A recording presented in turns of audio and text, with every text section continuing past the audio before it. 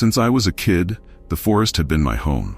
I could walk its trails with my eyes closed, knowing exactly where each tree leaned, where the deer would hide, and how the streams wound like veins through the earth. My father, a seasoned hunter, had taught me everything. "The forest speaks to you," he used to say, with that solemn look only those who live to hunt understand. But that fall, it was eerily silent. Hunting season had begun, but something was off. The air felt different, heavier, like it was charged with some invisible tension. The game that was usually plentiful had vanished. No tracks of deer, no rabbits hopping through the fallen leaves, just an unsettling emptiness. Instead of familiar footprints, there were others. Deep, wide tracks, unlike anything I'd ever seen. And the trees, they were marked by something large, claw marks so deep they looked like they were made by an axe. My father always taught me not to fear the unknown, but that day, as I walked the trails of the forest that had always been so familiar, I felt something I'd never felt before. A coldness settled in my bones, a silent warning. There was something out there, in the shadows, watching, lurking, something that didn't belong to that forest. When I got home, I tried to shake off the unease. The fire crackled in the hearth, and my father watched me with those eyes hardened by time. "Something's changed, hasn't it?" he asked, not looking up from the old book he was reading. I didn't answer right away. What could I say? That the forest we knew so well felt different, threatening somehow? That I sensed a presence around me, something beyond any animal we'd ever hunted? "There's something out there, Dad," I finally murmured, my voice almost a whisper. He closed the book slowly, like he already knew what I was talking about. "The Rougarou," he said, almost emotionless, as if he was just recalling an old story. My stomach churned. I grew up hearing stories about forest creatures, legends whispered around campfires. The Rougarou, though, was different. It wasn't just a tale to scare kids. It was a curse. They said he had once been a man, long ago, who had turned to cannibalism in times of famine. The act of consuming human flesh had condemned him. Cursed, he was transformed into a ferocious beast, half man, half wolf, doomed to roam the forests, hunting those who dared enter his territory. My dad told the story like he was reading facts straight out of a newspaper. There wasn't any fear in his voice, but there wasn't any mockery either. He believed in the legend. "I've seen strange things out there, Dean," he continued, his gaze lost in the flickering flames. "Claw marks, scattered bones. There's no natural explanation for what's happening." His words stuck with me, echoing in my mind as I tried to sleep that night. But sleep didn't come easy. Every time I closed my eyes, I saw something big and dark lurking between the trees. I could almost feel its presence, something more than just an animal. The fear spreading inside me was primal, visceral, a kind of fear that told me I was hunting something that was also hunting me. The next morning, I knew I had to go back. Not out of bravery, but out of necessity. Something in that forest was unnervingly silent, and I had to find out what it was. Returning to the forest, the air felt heavier than ever. The trees, which once felt welcoming, now loomed like menacing shadows, their twisted branches like claws ready to grab me. The silence was deafening, only broken by the rustling of leaves beneath my feet. And then I found the first bones. They were human. Scattered remains, fragments of ribs and a jaw partially buried in the leaves. The sight made me sick, and a cold fear gripped me. Someone or something was killing, and it wasn't for hunger or survival. It was pure cruelty. I started following the tracks, the same ones I'd seen before. Whatever it was big, and it was close. I could feel the shift in the air, the stench of something rotten, of death. The kind of smell you don't easily forget. That's when I heard it. A low, deep growl coming from somewhere ahead. My instincts screamed at me to run, but I knew I was too far in to turn back. With my heart pounding, I pressed on, rifle ready, but with a desperate feeling that no weapon could truly protect me. That's when I saw it. A colossal shadow, hidden among the trees, its eyes glowing in the darkness like burning embers. It wasn't just a creature. It was evil incarnate. The Rougarou. It watched me with intelligence, as if it was studying me, waiting for the perfect moment to strike.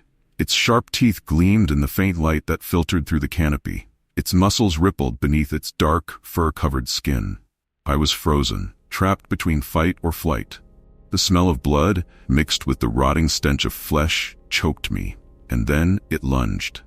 The fight was brutal. With every move, it felt like the Rougarou was testing me, toying with me. My rifle was useless against that monstrosity. It slashed through the air with its claws, and I barely managed to dodge. Desperation took hold, and my only option was to rely on what the forest had taught me: traps. With great difficulty, I managed to lure the beast to an area where I had set up an improvised trap with branches and leaves soaked in kerosene. In a final act of desperation, I lit the fire. The flames spread quickly, lighting up the night and surrounding the Rougarou. It roared in pain, its body writhing in the fire, but that didn't seem enough to kill it. Even as it burned, it kept coming, its skin melting, but its eyes still locked on me. By the time the night ended, the monster was dead. Or at least it seemed to be. The ashes scattered on the ground were all that remained, but the weight of its presence still lingered in the forest. I dragged myself back home, my body covered in wounds, but the scars that marked me most deeply were the ones the fire couldn't heal. I never returned to that forest. Neither did my father. The scars from that encounter remind me every day of what happened there. But what haunts me most is knowing that the legend of the Rougarou didn't die. The monster may have burned, but something tells me it's still alive, somehow, waiting for its next prey. The forest was never the same again, neither was I. I hadn't planned to stay more than a few days in that forgotten little town. Just a quick stop to visit my aunt and cousins, maybe have some tea, and then move on. But from the moment I set foot there, something felt off. It wasn't just the heavy atmosphere or the strange silence that took over the streets at dusk. There was something more, something I couldn't explain, but it made me feel watched. It was as if an invisible presence lurked, waiting for the right moment to reveal itself. The town, small and surrounded by dense forests, seemed frozen in time. Old wooden houses with slanted roofs and narrow windows, closed even during the day, created a sense of abandonment.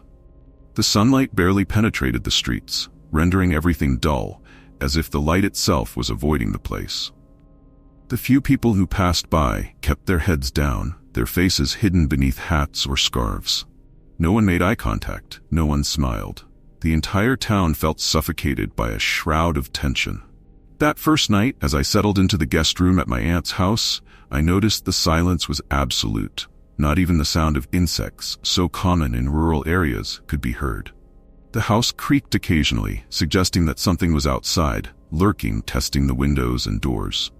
It reminded me of what my youngest cousin Anne had told me hours earlier, her eyes wide and her voice low, as if she was revealing a forbidden secret. No one goes out after dark. I thought it was just a childish superstition, but that night I realized there was something much more real behind those words.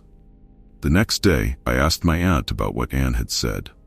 She avoided the topic, quickly changing the subject, but her nervousness was evident in every gesture. "Kids make up stories to scare each other," she said, but the look she shot me revealed that there was more than she wanted to admit. I decided to explore the town. Despite its size, it had a suffocating sense of isolation, a kind of invisible prison. The sun was high, but even so, the shadows seemed to stretch unnaturally, as if something were trying to hide. The people I encountered on the streets were always in a hurry, their nervous glances constantly darting toward the sky, like those preparing for an impending storm. It was during this walk that I heard the name Rougarou for the first time. Two women were speaking discreetly in front of a shop. I could barely catch what they were saying, but enough to hear the name whispered with fear. When they noticed my presence, they fell silent immediately, their eyes filled with silent anguish. It wasn't just fear of the unknown. It was a terror that ran deep, something that had been slinking through the town for a long time. At night, the silence returned with greater intensity. I looked out the window and saw that all the houses had their lights off, windows locked tight, doors reinforced with extra bolts. A chill ran down my spine. They were trying to protect themselves from something that came at night. 2 days later, Simon, my cousin, disappeared. When Simon didn't come home, panic set in for everyone in the house. The local police were called, but what I saw on the officers' faces wasn't surprise. They seemed resigned, as if they already knew they wouldn't find anything. My aunt was devastated, repeatedly insisting that he should never have gone out after sunset. I couldn't accept that passivity. I decided to investigate on my own. Maybe it was naivete or stubbornness, but I knew something was wrong, something no one was willing to admit. The town was filled with whispers about missing youths in recent weeks, and always, in the midst of those hushed conversations, the name Rougarou surfaced. The older folks spoke of a creature from ancient legends, a monster that roamed at night, hunting humans. The Rougarou wasn't just a story to scare children, not to these people. They said he could blend in among the living during the day, but at night, he transformed into a ravenous beast searching for human flesh. That's how I found myself walking through the forest where Simon had been seen last. The air was oppressive, the ground soft beneath my feet, as if the very earth was hiding secrets. And then, I saw it. Huge footprints, sunken in the mud, far larger than any humans, and blood. Tiny scarlet droplets glimmered on the ground, tracing a path to a clearing. My stomach turned. In the middle of the clearing stood an ancient tree, solitary and imposing. Carved into its trunk was a symbol I didn't recognize, something primitive, resembling a half-man, half-beast creature. That symbol seemed to pulse, almost alive. With each discovery, fear grew inside me, a sense of impending doom, but I couldn't back down now. Simon was still out there somewhere. I knew the key to finding him lay hidden in that damned secret the whole town feared, but no one had the courage to face it. As I returned home, determined to confront my aunt, I heard something coming from the basement. Muffled voices. I had never noticed there was a basement in that house, but now I was sure something was hidden there. I approached cautiously, standing in the ajar doorway. That's when I heard my uncle's voice. "She's getting close to the truth," he said with a chill that sent shivers down my spine. "We need to end this quickly." My body froze in place. My own uncle was involved. Everything I had thought was just a silly superstition was now morphing into something much darker. Slowly, I descended the stairs, confronting him. But when I looked at him, what I saw was no longer the man I had known my entire life. There was a shadow within him, something predatory, like a hungry beast lurking. My heart raced as I realized what he truly was. My uncle was the Rougarou. My uncle, the man I trusted, was the monster from the legend. He explained, with the icy tone of someone recounting something trivial, that he had been cursed long ago.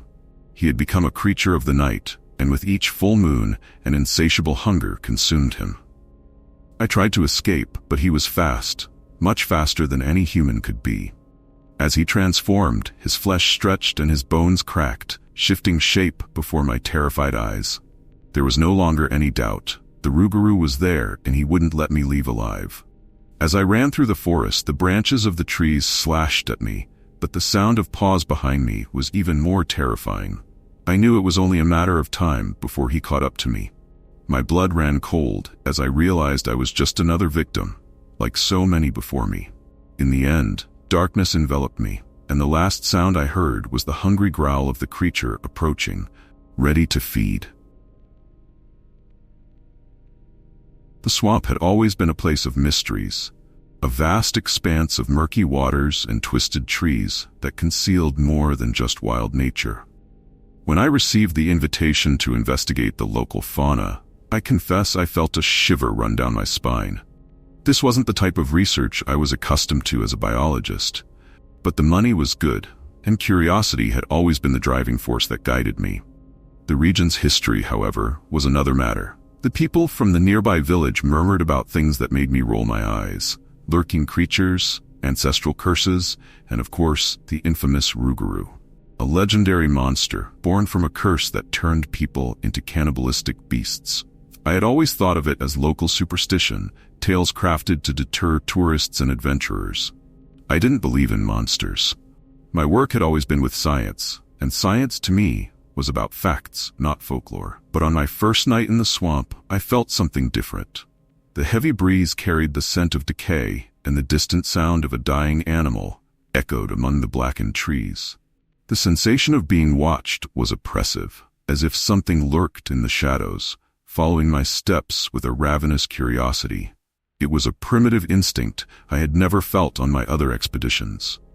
I set up my equipment near the shore, surrounded by the sticky humidity and the constant sound of bubbling water beneath the surface. I knew something was off, but it was too early to define what. The swamp felt alive in a way I wasn't prepared to understand. The first few days were relatively calm. I observed the local fauna, recorded the sounds of birds I had never heard before, and collected samples of plants that seemed to have evolved uniquely in those extreme conditions. But on the fourth day, things began to change. As I walked along a trail winding through the swamp trees, I stumbled upon something that made me stop. A mutilated deer carcass, its entrails strewn across the ground. The cuts were grotesque, as if something or someone had ripped it open with bare hands, leaving a bloody trail on the muddy soil. But what disturbed me most was the fact that the remains seemed to be devoured. Pieces of flesh had been torn away in an irregular manner, chewed in an animalistic way. I continued to investigate the area and soon found more signs, small bones scattered among the dead leaves and mud. They belonged to different animals, but all seemed to have fallen victim to the same grotesque violence. Science would say it was cannibalism, something I could catalog, study, and perhaps over time understand. But a part of me, the deeper, more repressed part, began to wonder if the stories about the Rougarou weren't entirely wrong. I couldn't sleep that night. The shadows in my camp seemed to dance sinisterly, and the wind through the trees whispered like a muffled voice. I tried to ignore it, but fear crawled into my thoughts, planting roots. Something was hunting around there. I could feel it. I decided to follow the tracks left by the mutilated animals. Perhaps there was a logical explanation for the unusual behavior of the fauna. Swamps were known for their hostility, but what I found was far more macabre than any research could explain. The rain began to pour heavily as I sprinted back to camp. The sound of the drops was muffled by the mud beneath my feet, and the feeling that something was chasing me grew with every step. The swamp, so silent during the day, now felt alive, its sounds amplified by the fear that gripped me. Then I saw it, through the trees, a shadow moving swiftly. It was large, much bigger than any animal I had ever studied. Its form was distorted, something between a man and a beast. Terror surged up my throat as a flash of lightning illuminated the figure, red eyes and sharp teeth reflecting the fleeting glow. There was no longer any doubt. That thing was the Rougarou. I ran as fast as I could, but my feet sank into the mud, and each movement felt heavier, as if the swamp was conspiring to trap me. The sound of the creature's paws behind me was deafening, pounding against the water with an animalistic urgency. Its proximity was suffocating. I could feel its presence with every step. The hunger of its pursuit was palpable. The dense forest surrounded me, and I knew that if I didn't find a way out soon, I would be finished.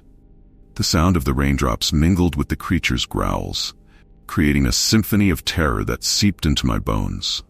I was nearing the edge of the swamp, but each step became more difficult, more desperate.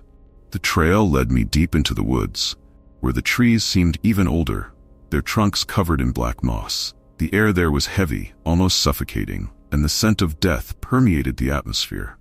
It was then that I saw the first human bones. They were arranged carefully, forming a circle around an upright stone in the center of the clearing. The inscriptions carved into that stone seemed ancient, something I didn't immediately recognize, but that carried an ancestral cultural weight. Red handprints covered the stones, and the darkness surrounding it seemed to pulse, giving the scene a ritualistic aura. That place was not natural. It was an altar. My breathing quickened, and panic rose within me. I approached, kneeling before the bones. Whoever had died there was no ordinary victim. There was something profoundly wrong about that place. And before I could process what was happening, I heard a noise. It was a snap, followed by a low growl that raced down my spine like an electric shock. An inexplicable chill washed over me, and soon I realized I wasn't alone. The swamp surrounded me, draining my strength. The creature was almost on me now, its hot breath on the back of my neck, when I stumbled and fell, sinking into the mud up to my knees.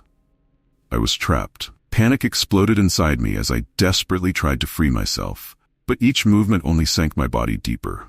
I looked back and saw its red eyes drawing near. The Rougarou was so close I could smell the putrid stench of its breath. A low, threatening growl escaped its throat, and in that moment, I knew there was no escape. The beast was there to devour, and I was the next meal. With one last effort, I tried to rise, but its sharp claws gripped me, pulling me down. The sound of bones breaking echoed in the night as the darkness of the swamp swallowed me whole. My screams were silenced by the mud, and the last sound I heard before being devoured was the hungry growl of the beast. The swamp returned to its deadly silence, and the creature disappeared into the shadows, taking my story with it. I've always been fascinated by places where the hand of man seemed to have never touched.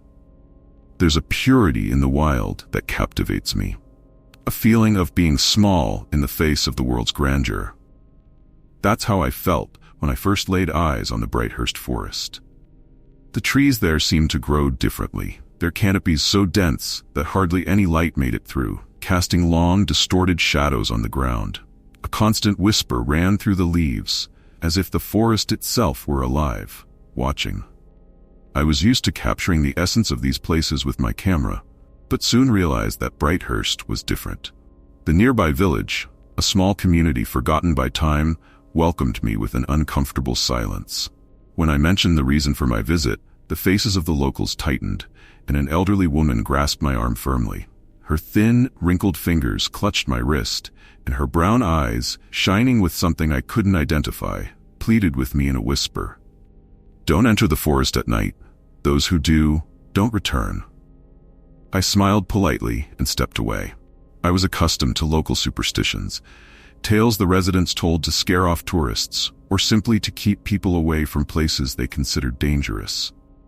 It wasn't any different from other legends I had heard on my travels.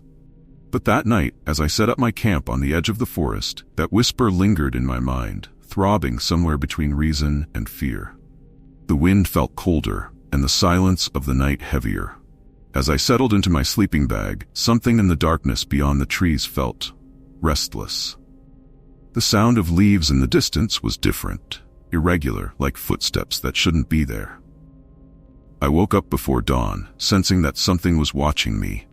It wasn't just the typical anxiety of being alone in the middle of nowhere. It was something deeper, almost visceral. I took a deep breath, trying to dispel the tension, and prepared for what would be my first day of exploration. With the dim morning light, the forest appeared less threatening. The tall, twisted trees, covered in moss, made the landscape surreal, almost dreamlike. I took a few photos of the mist creeping between the roots, of shadows dancing on the ground. But there was something there that didn't fit. Among the trunks, I spotted an irregular shape on the ground. I approached cautiously, my heart racing with each step. What I found was what remained of an animal, or rather its bones. They seemed deliberately arranged, forming a circle, a pattern that suggested more than just accidental death. The smell of decay lingered in the air, and as I inspected the scene, I heard a rustling in the trees around me. My stomach churned. These weren't just sounds of nature, it was something more calculated, as if it were following me, waiting for me to make a mistake. I tried to focus on the task at hand, to photograph as much as possible and continue on my way, but the discomfort clung to me, relentless, like a weight on my shoulders. On the way back to camp, I heard muffled voices, a sound almost imperceptible. I felt panic rising within me. The sun was beginning to set, and the forest closed in around me with an oppressive silence. It was night when the screams began. I was sitting by the campfire, reviewing the photos from the day on my camera screen, when the sound hit me, sharp and distant, yet undeniably human. I jumped up immediately, my breath caught in my chest. I looked around, but saw nothing but darkness. For a moment, I considered ignoring it, going back to my work and pretending nothing was happening. But the scream repeated, this time closer, slicing through the silence of the forest like a knife. I grabbed my flashlight and camera, driven by both impulse and the need to document what was happening. The light flickered as I walked, illuminating the path ahead. The sound of quick, brittle footsteps followed me, echoing among the trees. That's when I saw it. In the shadows, a pair of eyes glimmered, reflecting the light of my flashlight. It looked human, but something was terribly wrong. The figure was distorted, skeletal, and the stench of decay filled the air. The scream I had heard earlier seemed to come from that direction. But the creature I faced wasn't someone pleading for help. I was frozen in place, my heart racing so fast I could almost hear it. Whatever that thing was, it wasn't natural. And then, Before I could move, the eyes vanished, as if they had never been there. I fled, stumbling between the trees, trying to ignore the sounds that seemed to follow me.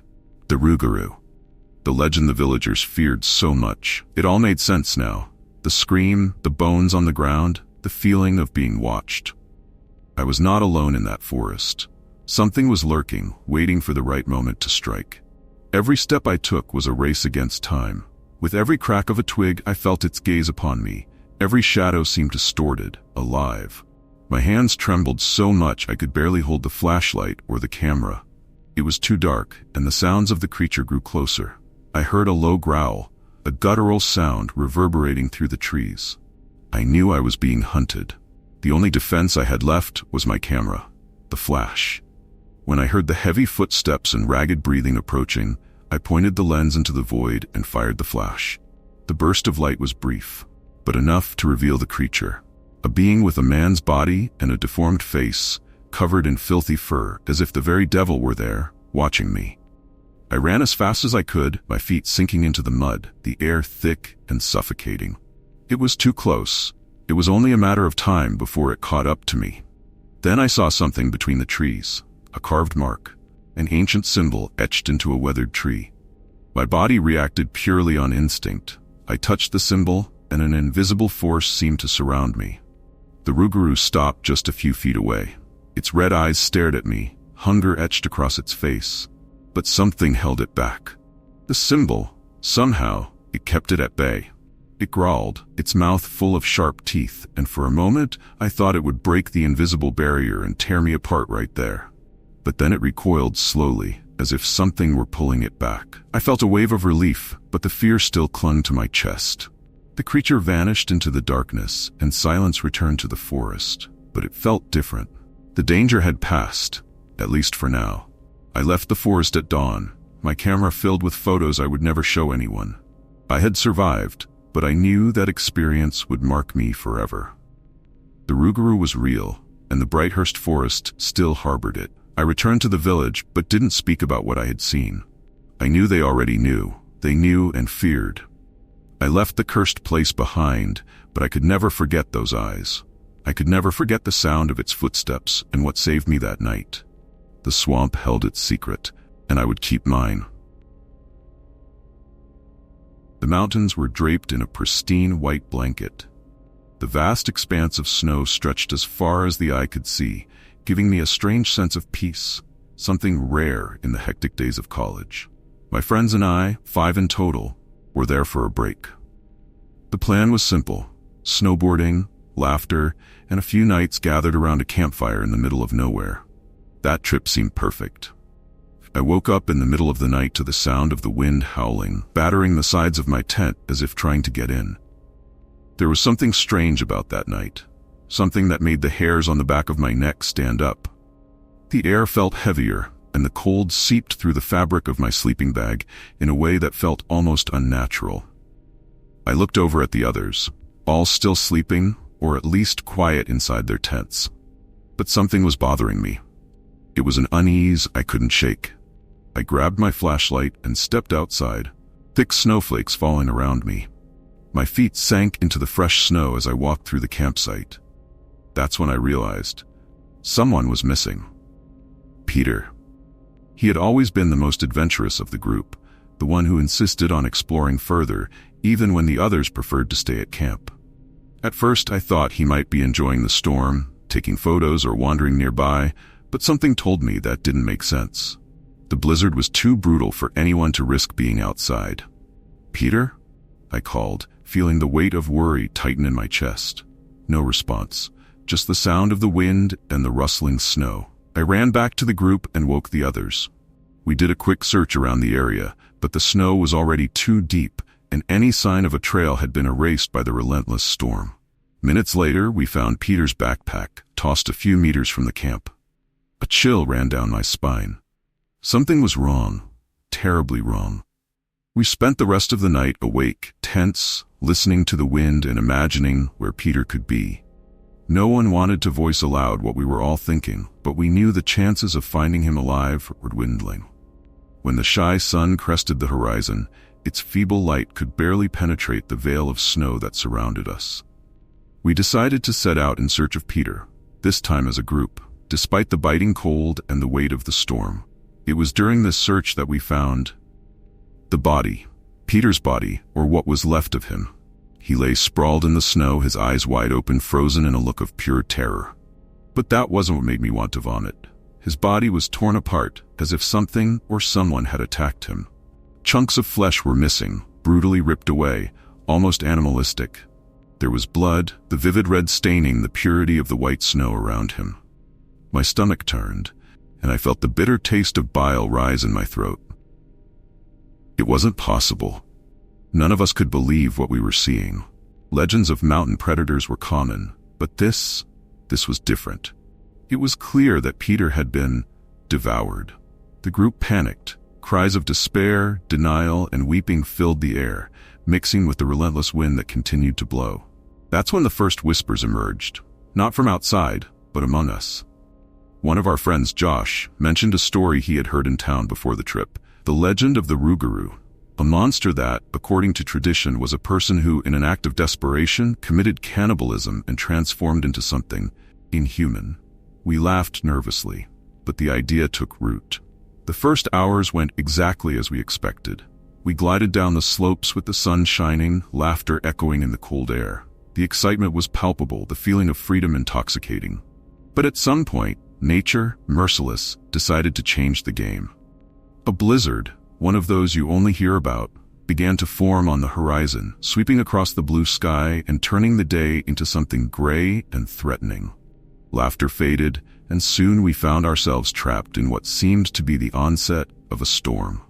The snow began to fall with a fury we had never imagined, quickly covering everything. We returned to our makeshift camp, exchanging nervous jokes and a few complaints. I remember looking around that night. The deep darkness of the storm closed in on us, and thick snowflakes danced in the light of our lanterns, covering the tents. It was the kind of silence that unsettles the senses, the kind that makes you feel that something is wrong, even when there are no obvious signs. I tried to ignore the discomfort, telling myself that this was just the wilderness. After all, there was nothing else out there. Or so I thought. As the blizzard worsened and isolation deepened, fear began to gnaw at us from the inside out. Peter was dead, brutally attacked, and there was no rational explanation. Paranoia grew, each of us suspecting the others, wondering if perhaps the monster we sought was among us. We started locking ourselves in our tents, keeping a cautious distance from one another, even though proximity was our only chance for safety. The temperature dropped, and supplies began to dwindle. And the fear, that terrible fear, became more and more real. On the third night after Peter's death, the blizzard was at its peak. I was awake, unable to sleep. I heard a noise outside my tent, a low sound, like someone moving stealthily through the snow. With each second, the noise grew louder, closer. My heart raced and panic overtook me. With my flashlight trembling in my hand, I unzipped a small opening in the tent and peeked through the gap. I saw a shadow. Someone was there, standing among the trees, breathing heavily. My throat tightened when I realized it wasn't one of my friends. The creature was tall, skeletal, with grotesque features. Its tattered, blood-soaked clothes revealed a deformed body, as if it had been torn apart from the inside and put back together wrong. The face, or what was left of it, was distorted, and its eyes, glowing in the dark, were fixed on me. I knew then that the Rougarou was real, and it was hunting us. That night was madness. Panic seized all of us. Screams echoed through the tents as the creature attacked, moving as fast as the wind.